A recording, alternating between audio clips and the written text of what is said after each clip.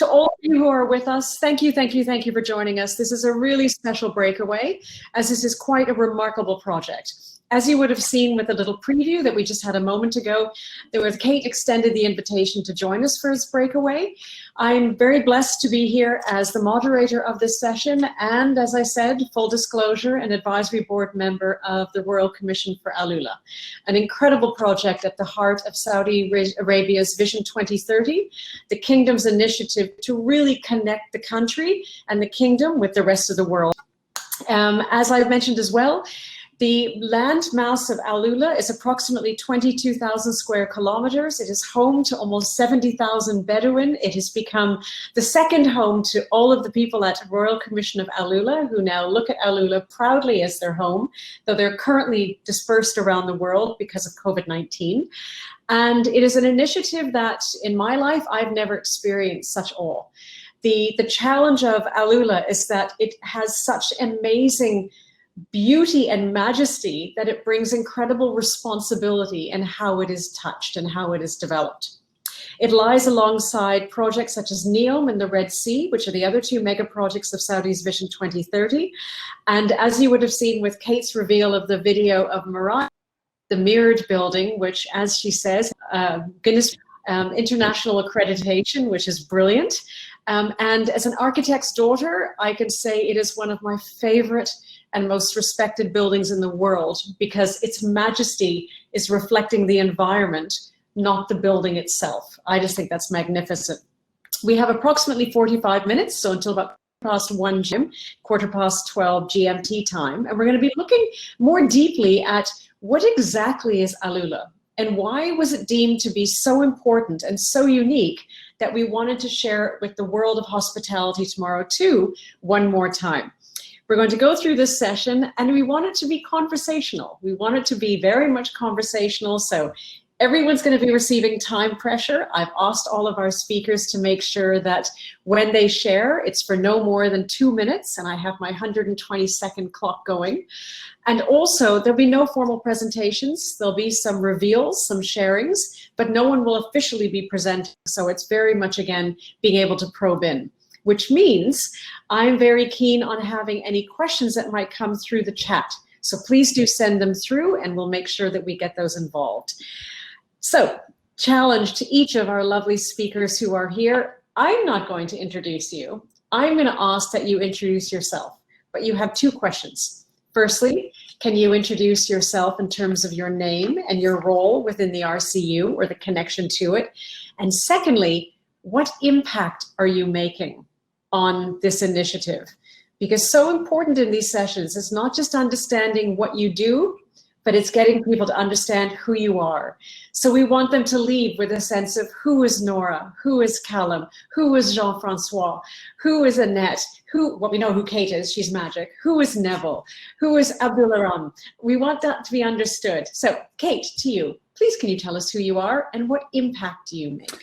I work in the museums and the cultural planning side of the Royal Commission, and we're really working on this vision that I mentioned before to open AlUla into an open living museum. And by that we really mean, and that was kind of fundamental when we first started working, that we just didn't see, a museum that tells it all, because the museum is in the landscape, and it was very much from our stakeholders to, to sort of that vision, and there's no getting away from it. I mean, you walk through the Oasis, you walk up to Dan, you go up to Hegra, and you have this in front of you. So we have various different cultural assets that we're developing across the landscape that will tell the story or be inspired by AlUla, and those are that's the sort of key role that we're doing. So we're ending up with sort of 7 museum-like structures that are telling different chapters of the story. So that's why it's going to be the world's largest, open living museum.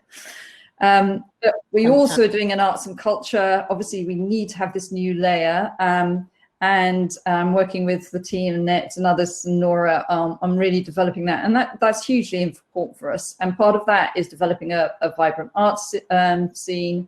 And within the master plan, we have Old Town and Al Jadida, which is going to be our art district. So we're really sort of signing up that the very heart of the Oasis, that, you know, that is our place that we're sort of going to propel our sort of future art project. So it's you know, it's really central in our minds and central in location. Brilliant, thank you. And I must say, for everyone watching, and you can't actually see Kate in terms of the full Kate, but Kate is teeny tiny. And I think she has the broadest shoulders with one of the largest portfolios I've ever known. So thank you for sharing that, because it really is quite remarkable. Staying on the theme of ladies first, Nora, please can you introduce yourself and tell us the impact you're making on AlUla? Thank you, Anita. I'm Nora Aldabal, and I work as the Art and Culture Programming Director at the Royal Commission.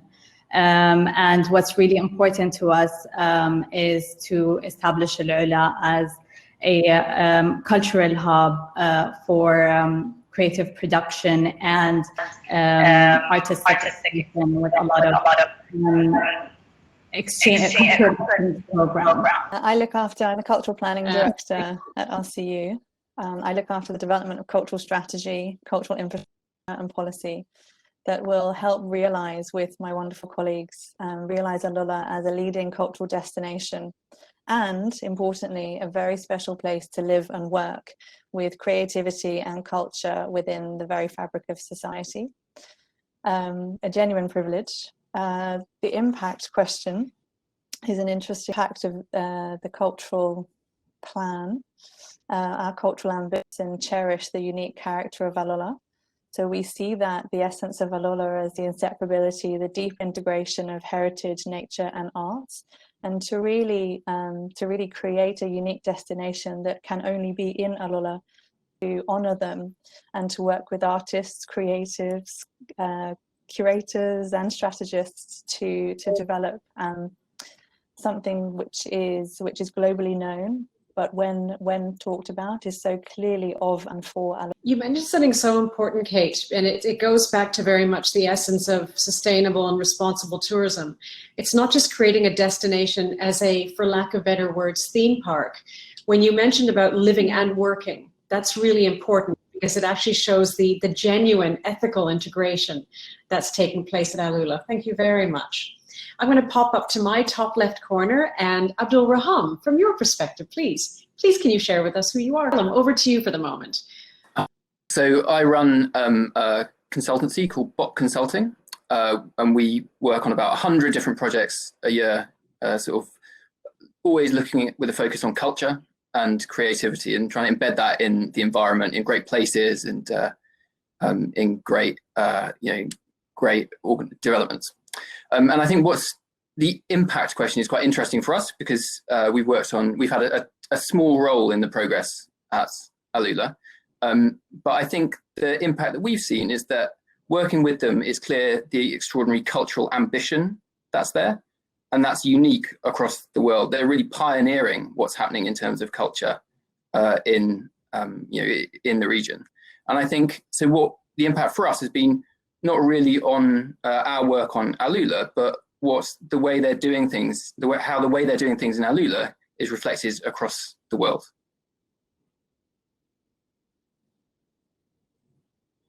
Fantastic, thank you very much. And building on that perspective of being on the outside, but now on the inside, Neville, from your perspective, please can you share who you are and the impact you're making on AlUla? Thanks for having me here.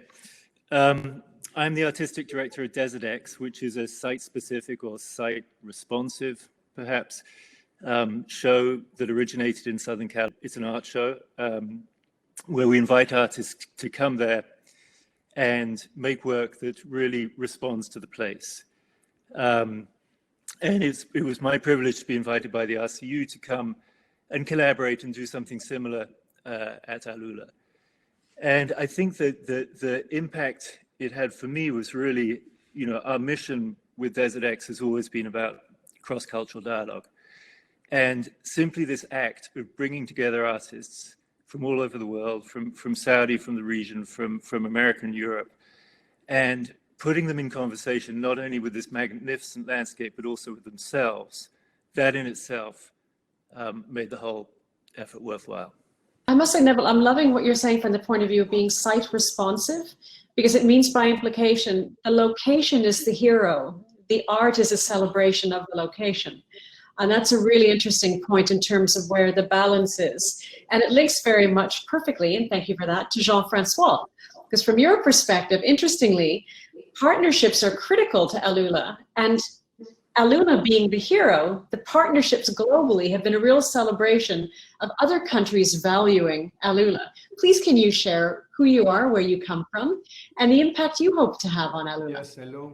I'm called Jean-François Charnier. I'm heritage and art curator, and I'm part of Agence Francaise for the development of AlUla, the French agency that is partner of RCU in the development of all these incredible projects. I'm a scientific director at the agency, and I'm specialized in museum and archaeology here. I try to bring my experience on creating museums, and also with perhaps the idea that because of the singularity, because of the exceptionality of the place, we need to create something that is totally tailor-made, and also that is a first one. The idea, you know, I've been working for 10 years in the Louvre Abu Dhabi as curatorial director of the project, and knowing that we need to create something new to appear in the landscape of museum and cultural destination. So I try to help in impacting on this direction for the project. Fantastic. Thank you very, very much. And we go to Chief Destination Marketing Officer for the Royal Commission for AlUla, and we've just taken on the responsibility for management of the destination as well. So this gives us a huge remit to sort of bring the destination to life and making sure that we're putting in place the right infrastructure, the right team to deliver the level of services that our guests are going to expect, because we're developing what we think is a unique luxury boutique destination in the world. And to do that, we have to have the best and brightest. And so we've assembled an amazing team who are really working diligently to really position the destination for future success. Now, with that being said, I think one of the things that we have to really focus on is engaging the local community. So we have a lot of work being done to involve the local community so they're part of this journey to introduce AlUla to the world. And we have, you know, as you may have read, we have Amman Resorts and other amazing hotel chains that have made an investment or made a commitment to AlUla. The other, I think, exciting thing for us is we're seeing a lot of interest from DMCs, tour operators, travel agencies, and media from around the world, because it is a very unique destination. It's unknown. And so we have an opportunity to take a greenfield destination, introduce it to the world, and do it in a very sustainable way, and that's very responsible and very respecting the local community. So that's something we're very excited about. And very few destinations in the world have this opportunity that we have in AlUla, and we want to get it right. And so we're working very hard to do just that. We've talked about the incredible scope and scale of the challenge and the opportunity for AlUla. Can you please, for all of those who are viewing with us, watching with us, joining us, share a little bit of context? Can you describe why is AlUla as a location, as a people and a place, so unique, so that people in their mind's eyes can really get a sense of the vastness and the diversity? Thank you. So, I mean, I think you said AlUla's in the northwest of Saudi Arabia, and everyone would think, you know, desert, flat, you know, and have these preconceived ideas. And when I first went there, you're absolutely astounded by what you see. I mean, the landscapes, you've got these, you know, incredibly high rock faces that you just stand in front of, so that, you know, the natural heritage is, you know, is just incredible. But then as you walk around and, you know, you just realize that you're in these layers of history that have not really been told. So we, you know, I'd never heard of the, you know, Dedan Kingdom of North Arabia. You know, I've heard of others, I'd never heard of that. And actually, and I'm sorry Abdulrahman's not here to talk about it, it's incredible. You know, it was on the Incense Road, very connected, and this was 3,000 years ago. So, you know, when we think of sort of Stonehenge and things, you know, going further back, and these incredible civilizations, quite sophisticated civilizations were there. So you're very aware of that you have Hegra, Dedan, and then early and late Islamic, but also loads and loads of rock art. I mean, really creative people, just sort of thousands of different petroglyphs, inscriptions in, you know, more than 8 languages everywhere. So It's just got such a richness, and it is our past. It is the thing that we bring together, and we really want to share this, incredible place for people that. It's interesting, as you say, it is the diversity which is quite breathtaking. Because as one sees the traditional, what one would expect from a desert, you've got, as you say, the mountains, you've got the cliff edges, and you've got the oasis as well, which is quite remarkable. So it is indeed a special place, and it helps to have that context. So thank you for that. So Abdulrahman, thank you very much for joining us. Delighted you're with us. Can you give aside from being a very courageous man who's determined to get on, which we're thrilled, can you explain please who you are, what you do, and I am very pleased today to join my colleagues in this important session. I am Abdulrahman Alsuhaibani, archaeologist and director of museums and exhibitions in the Royal Commission for AlUla. Actually, the impact I have on AlUla initiative is related more to the heritage content. I have done my PhD at the Sorbonne University about the ancient architecture of the Dan site, which is located in AlUla. And I have done all of my scientific research about this site. So to be honest, AlUla to me means the past, the present, and the... Brilliant. And I must say, I love the fact that with your saying you've done the PhD on a component of AlUla. By implication, you take even more seriously the responsibility, because this is your baby at an academic level in many ways. Linking then yourself, I was going to bring Phillip in, but we're hoping you get him back. I want to actually take this up to Callum now. So Callum, for everything that's been said in terms of the scale of the opportunity and yet the responsibility and really protecting and preserving the past, from an infrastructure development perspective, how do you find that balance? How do you actually look at, in terms of infrastructure design, future forward, yet absolutely celebrating and protecting? Well, it's a fine balance to find. If you look at AlUla, there's no real comparisons in terms of the scale and the uniqueness of the offer that they have. So there aren't that many lessons you can take from other places on this, but you can draw insights from places like, from some of the global cities where they have very sort of strong cultural sectors, or from some of the other, relatively isolated heritage sites that there are across the world. So you have to sort of pick and choose like some of the lessons in the way that you would do it. But I think the key principle that they have to operate is just around making sure that you have those very clear overlaps and complementarities between the different parts of the offer. So just to make sure that the heritage is working with the nature, and that the culture is building on and complementing and working with that.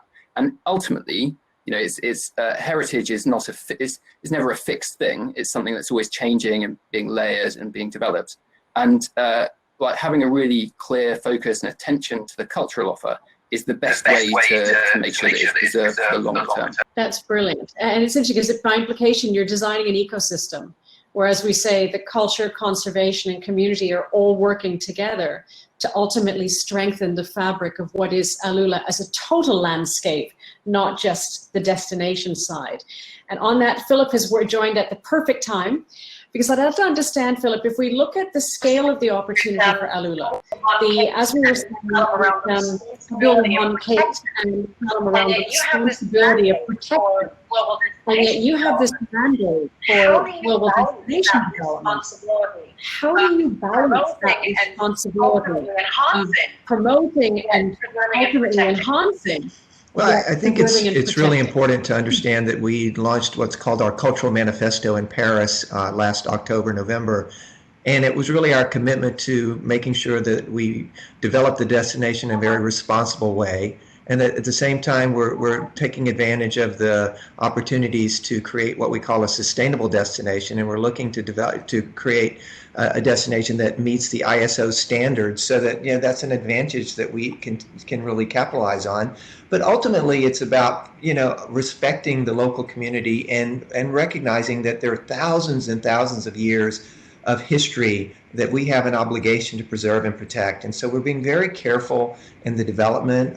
Every time we try and develop an event or an activity, We work closely with Kate's team to make sure we're not doing anything that would in any way damage or harm the integrity of the sites, because that's very important. When people come to visit AlUla, we know they're interested in really experiencing it firsthand, going up and seeing it, and really understanding the context of the destination in a way that, you know, I think very few destinations around the globe have to offer. We have something that's very authentic, very real, and that's something that we need to really take seriously, responsibly. And as we tell that story, tell it in a way that we will attract visitors who understand and appreciate heritage and culture and will want to be part of this journey with us, because it's going to be an amazing journey.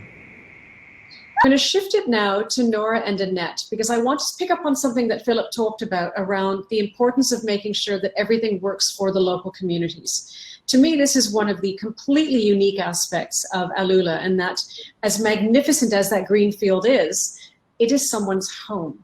And I'd love to start with you, Nora, in terms of the work you've been doing at a local community level with the artisans, with the youth particularly, on how that has become really one of the most sacred parts of the DNA of AlUla development as a destination. So with the team, we've developed multiple workshops within what we call the art school, and piloting some of those works related to crafts, and those workshops are done in partnership with Princeton School of Traditional Arts. And there was a lot of interest and response from the students and the participants. A lot of them have already, they've been practicing a lot of those crafts early on, and connecting with them even during this period. We've been in touch with them and reaching out to know what's kind of their perspective and what they're learning through this process. And they kind of took a lot of what they learned in those different workshops that focus a lot on basic design skills, and a few of the crafts like wall making or weaving, stone carving, and things like that. And really taking this time, whether some of them might focus on the design process at this stage, or focus on production. A few of them have produced a lot during this time where we're at home.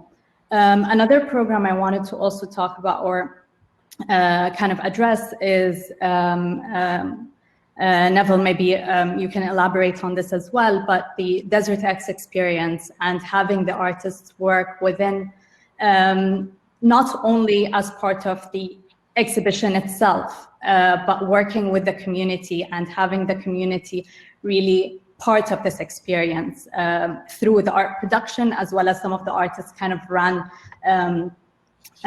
some workshops with the local.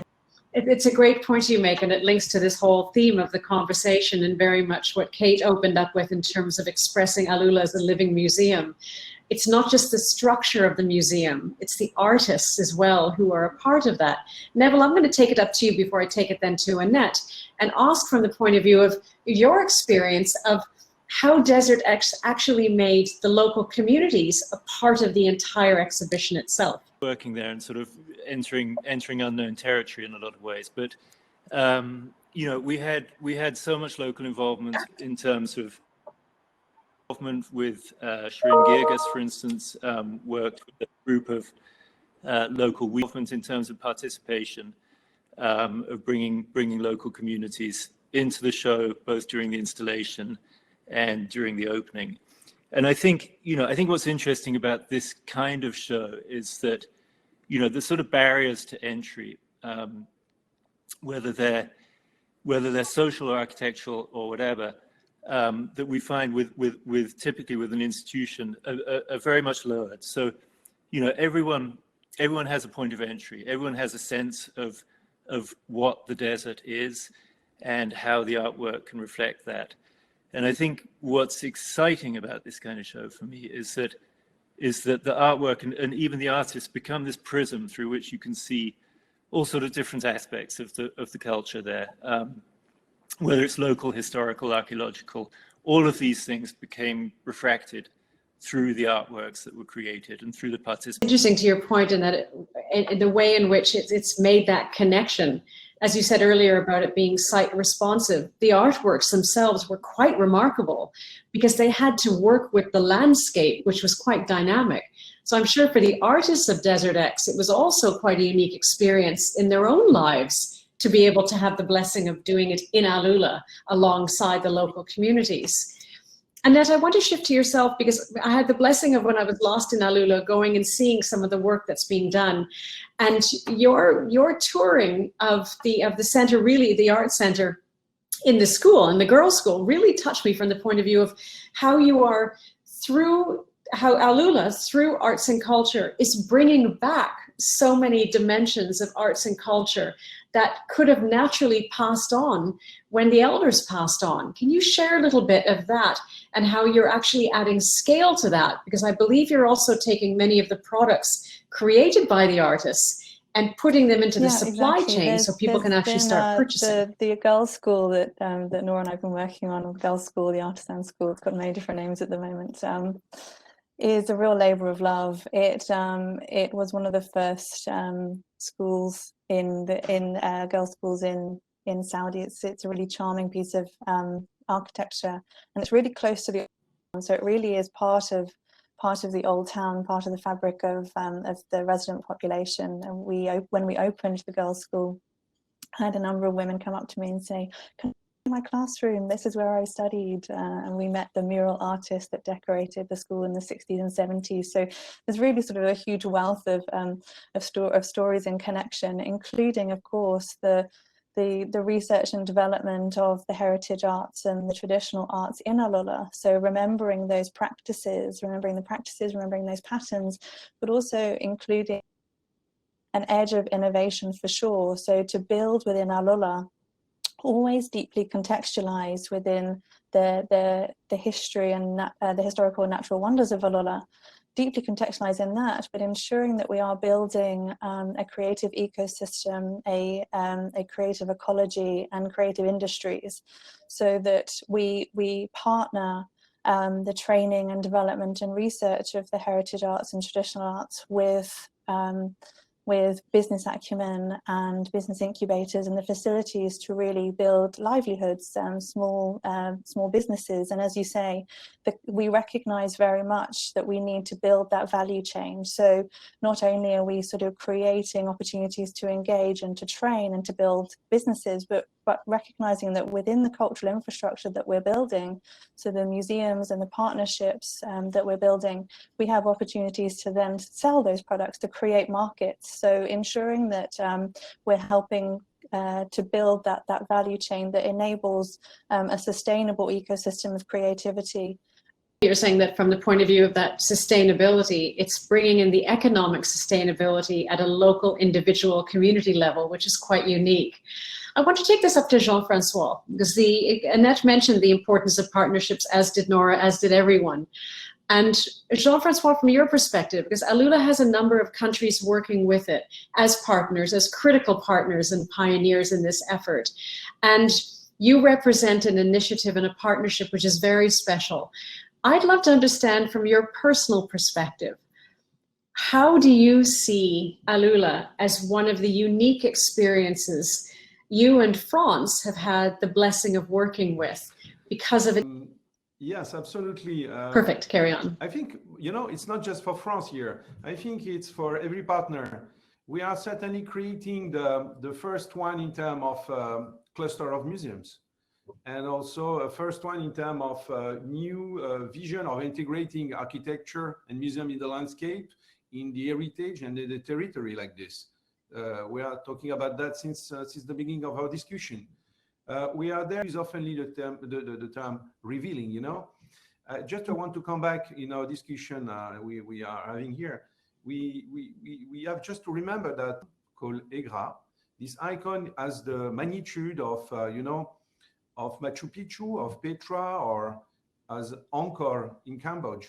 That means that we are here in AlUla with one of the 10th, 12th main icons of the world. That means that in every advert talking about AlUla and Egra around the world, everybody will want to come. So it's not so, at the end, we have just to pay homage of the importance of the site. We were talking about Dadan. Dadan is certainly the more important site, archaeological site of the Arabian Peninsula. It's the capital center of the kingdoms that were leading the peninsula. The incredible gathering of writings on the walls, on the cliff of the AlUla are something also totally unique. Has also the sandstones formation. So we are here in an incredible gathering. So the idea here is to try to invent a specific destination, and the reflection was to say how museum can help to that. We know that we have to tell the story of Dadan. We have to tell the stories of Egra. There are many narratives. The main narrative, I just word about that, is interconnectivity. That is the spirit of AlUla. It's the stopping point of the frankincense road from the south, South Arabia to the world. In the Indian temples, in the church and cathedral of Europe, everybody was smelling frankincense passing through AlUla. So this small city of the middle of the Arabian Peninsula that seems to be, lost, is not absolutely lost. It's quite one of the crossroads of the world for millennia. So this is a narrative that brings and takes all the lovers element, and we can write different narratives, and we have literally weaved the story together on how to place museums, like we said, museum likes, because here also, if we have time, is to talk about the way we can also try to reinvent the institution itself, because it's in AlUla, it's not in other part of the world, and because we believe that we have to invent something if we want to appear, as I was saying, in the map of the world. We have to be creative. Indeed, but I love the fact that you're mentioning very much the integration between not just the landscape and the icons, but all that is living there and working with it to make it that uniqueness and detailed. Phillip, I'm going to move it to you now, because for all that we've seen by talking to everyone, you have the blessing of choice and the burden of choice when it comes to destination development and the marketing. Can you walk us through a little bit of a understanding of the phases of reveal of AlUla, so people can get a sense of how all of this richness is being done in a way that is comprehensible, digestible, and as Jean-François says, absolutely accessible in a way that still protects what is there rather than opens it up without any really. Well, I think that's an excellent question. Please. I believe that we have planned for phases of the destination development, and so we're now in phase 1. They've completed Master Plan 1, which is, I think, a brilliant document that is a perfect roadmap for the development of the destination for the first phase. They're working on Master Plan 2, 3, and 4, and so everything will be done very, I think, with a lot of due diligence and a lot of proper planning. What we're hoping to do is, as we add new hotel inventory to the destination, we will continue to work to develop the destination from a asset perspective. So our product development is looking at Adventure Valley and sports activities, and obviously you've heard a lot from Annette and others on the investment that's being made in the arts. So that's one of the pillars that we'll have for the destination. We're also working on creating through Mariah I think a MICE destination, one that will focus on meetings, events, conferences, and as well as showcasing the unique beauty of the area. We have a big investment going on with the Film Commission, so we're putting in place some film-friendly policies so that we can attract filmmakers from around the globe because of the unique landscape that we offer as a destination. In addition to that, as we develop, we're looking to create what we're calling a boutique airline hub in AlUla, so that we can actually have more access to the destination, so you can fly in from key points around the region and not have to only connect through Jeddah or Riyadh. So we're working on a development strategy there. And then ultimately, we want to tell our story. So we have we've developed our branding, as you know, Anita, our trademark, our logo, our tagline.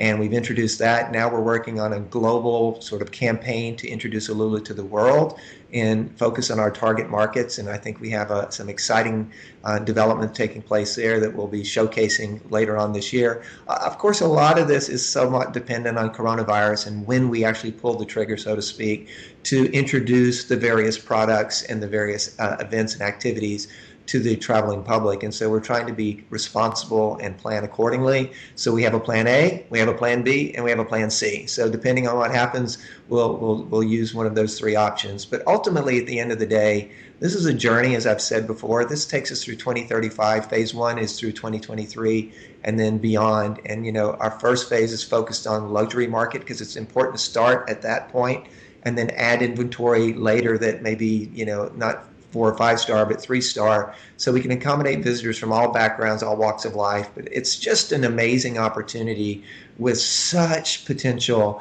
that we believe this will truly be the unique boutique heritage and cultural destination in the world when we're finished. Stunning, thank you, and nicely packaged in terms of putting it all together for us.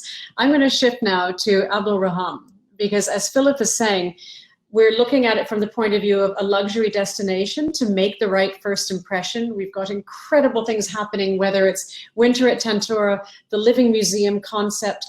For all of your knowledge and appreciation and study around what AlUla represents, how are you, as someone who genuinely has this in heart and mind, finding that the development is honoring the archaeological yes, and past as and Kate its potential said, I in the think future? she mentioned the richness and diversity of the heritage in AlUla, and as we say, AlUla is an exceptional place. When we say this, we are aware of what we say. Actually, the human presence in AlUla began more than 200,000 years ago and has continued until our day, present time. The human presence has diversity and richness, and I mean in the archaeological remains. I need just here to highlight a project of excavation. I am a co-director of this project in AlUla. It's the Dan archaeological project. I think this project is a great example of the collaboration with France and with the world. It is a collaboration between Royal Commission, RCU, King Saud University in Saudi Arabia as a local partner, with AFALULA, CNRS, International of Scientific Research in France. This team has more than 5 nationalities, from Italy, from Germany, Switzerland. Last February, we have trained more than 24 students in the field. We have trained them how they can discover what is inside the ground, how they can understand it with the archaeological context, how they can preserve it, because this is a difficult equation actually. How we can discover and how we can preserve. We are committed to preserve our heritage. I need just to let you know, to imagine during this season, which is just 1 month, we have found more than 2,000 artifacts. It is just during 1 month. Think about the other missions. They think about this mission if we continue our work. So there is a huge story that we are going to tell to the world, that we are going to share with the world through the exhibitions, museums, cultural assets. So a lot of work is waiting for us, but the most important thing is how we can preserve it, how we can protect it. And this is the most important thing for the archaeological work. Brilliant. Thank you very much. And I must say, I think in my mind's eye, you've now become the guardian angel of this entire development, making sure that everything is happening correctly. It's impossible not to focus on the fact that we live in completely surreal times with what we are facing. And Phillip mentioned it. I have a question to you all, because what I'm finding from your conversation is that clearly you're in different parts of the world right now, whereas you would normally be in AlUla.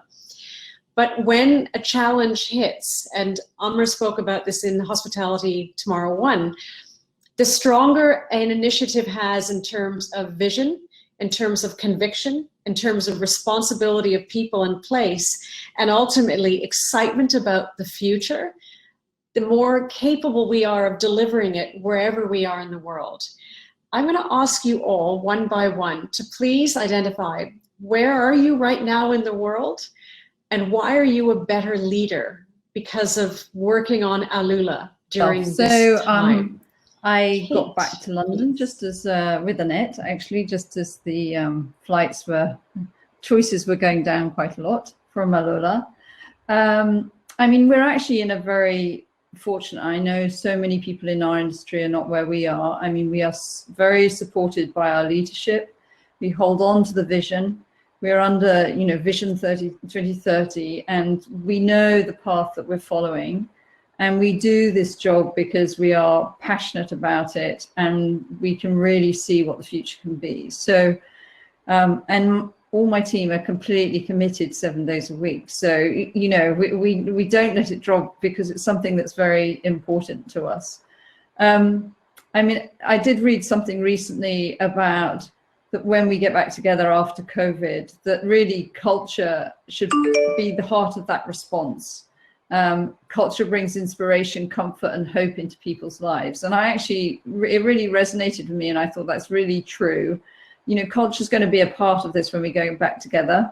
And we're going to keep our momentum for what we're doing. We're in a planning stage.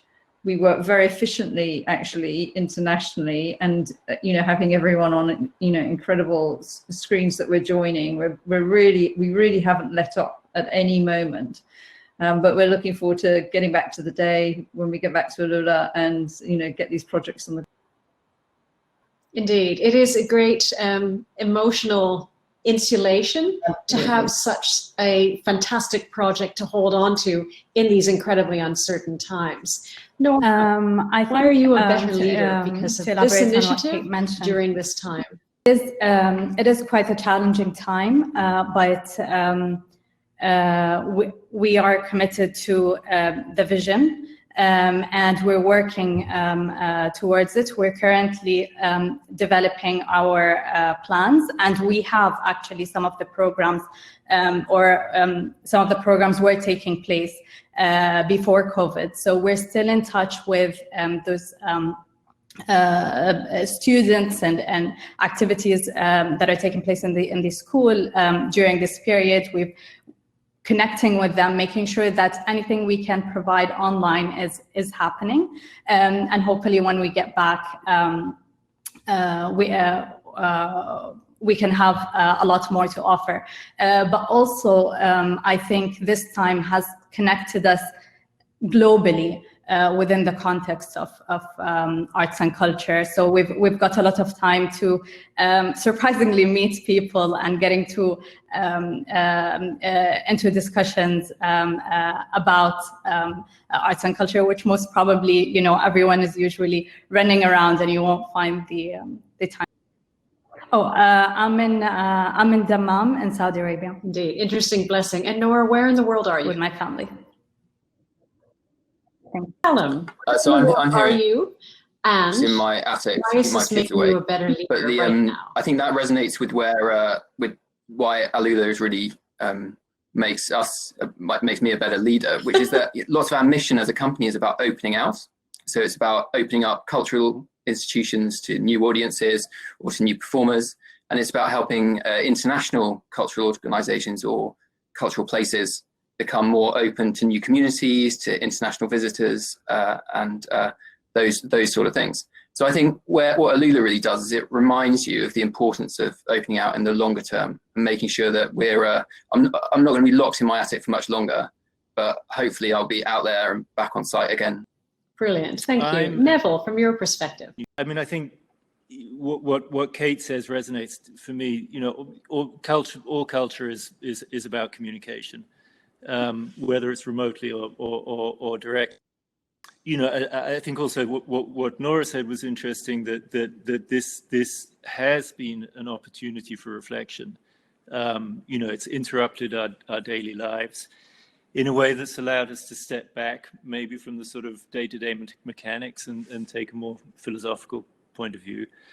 I think, you know, I think what's been interesting for me and sort of empowering about this process is that the exhibition paradigm that I've been focused on for most of my career, which is really one of the museum without walls, you know, an outdoor unbounded, non-prescriptive show is in a way resistant already to this kind of situation that we have with COVID. So in a way, what's been very exciting about this is that I think it presents opportunities, and it actually corroborates the need both for continued and expanded cultural dialogue, and for the sort of show that we've been staging in AlUla. Brilliant. Thank you very much. Jean-François, from your perspective, where in the world are you? I'm currently in Paris. And why are you a better leader many now of because of this colleagues here initiative? of AFALULA, Paris and around Paris, just eager to come back to AlUla, and we hope that things will change in the coming weeks, in the coming months, because we are talking about culture. So things could be done virtually, but we need to make it also real. And culture is a human engagement. So at the end, when you talk only through screen, becomes to be surrealistic and sometimes quite absurd.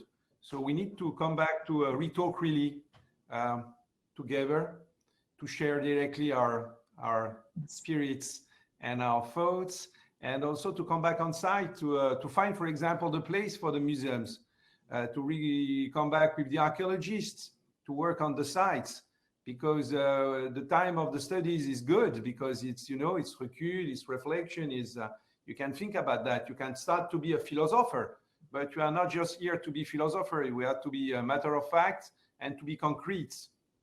So if I would say, I don't know if this COVID situation would make me a better leader, or but AlUla certainly through the large lens that span from prehistory to contemporary, that remind me a little bit of Abu Dhabi, but totally differently. So it's quite exciting to be relaunched in a new adventure of these magnitudes, and I think bigger. At the end, it's a universal museum spread in the landscape, and we have to pay homage of this incredible place, and to see how we can let a trace and create the desire for the people in the world to come, and people there. Indeed, thank you. And you mentioned a really important point, and Nora tapped on it as well, that there's an entire community of people that still live in AlUla that are looking to you all for hope that you are going to come back and you will continue to build, and their futures are safe really, through that. Very inspiring Annette, from your perspective, of RCU, that the leadership and the integrity of the ambition is unshakable. So no matter where we are, we're always going to be thinking of, well, how can we do this better? How can we do this more creatively? How can we make sure that we're really delivering to that ambition? It's a wonderful and in some ways terrible task, the fantastic responsibility. I think in terms of leadership, as has take that beat, to take that pause, and recognize that we are in a period of planning and development, and that we don't necessarily go into those planning phases having all of the answers. We know the context, we know our ambition, we don't necessarily know how we're going to get there.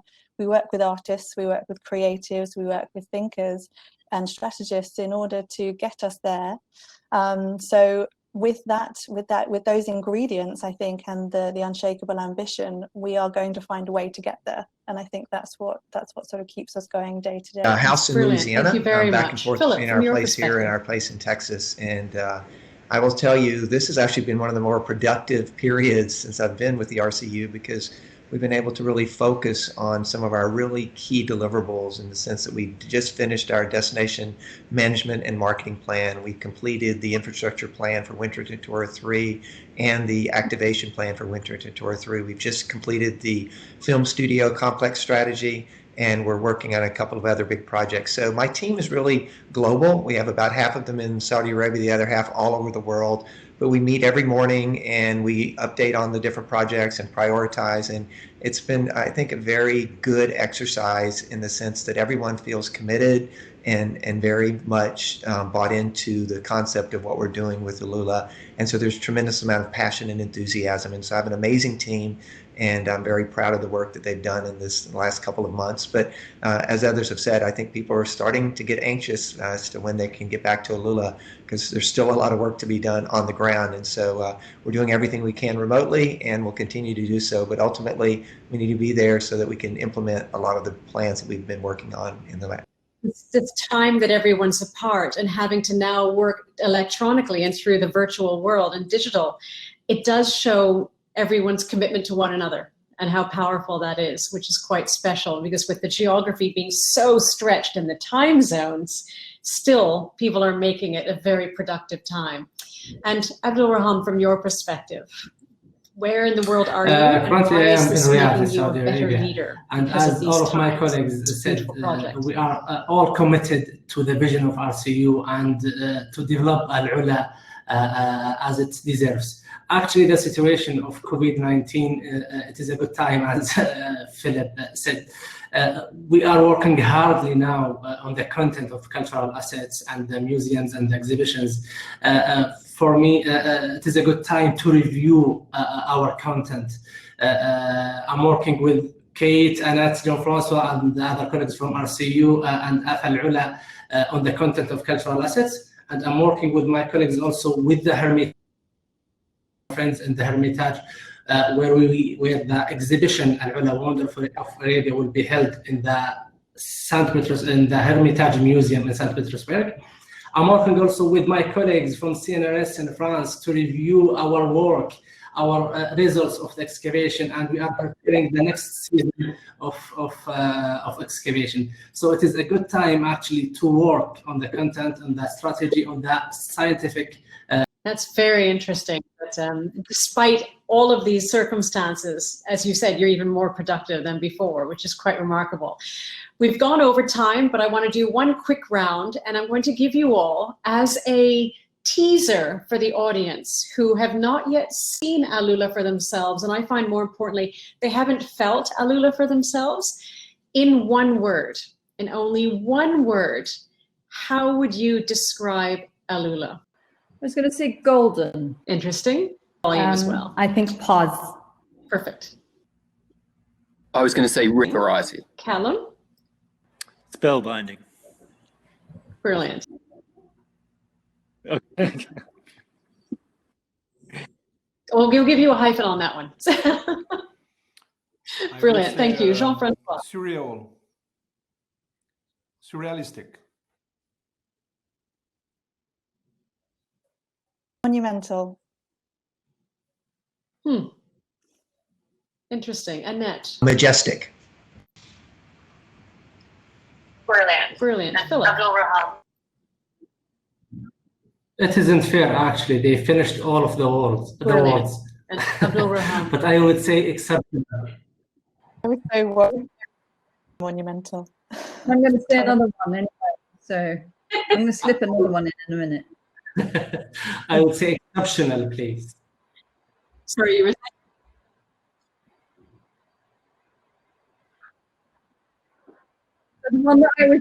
The one I wanted to say and exceptional finished was timeless as well. And I think we should get that into our brilliant. Excellent. So, okay, Kate, one last word.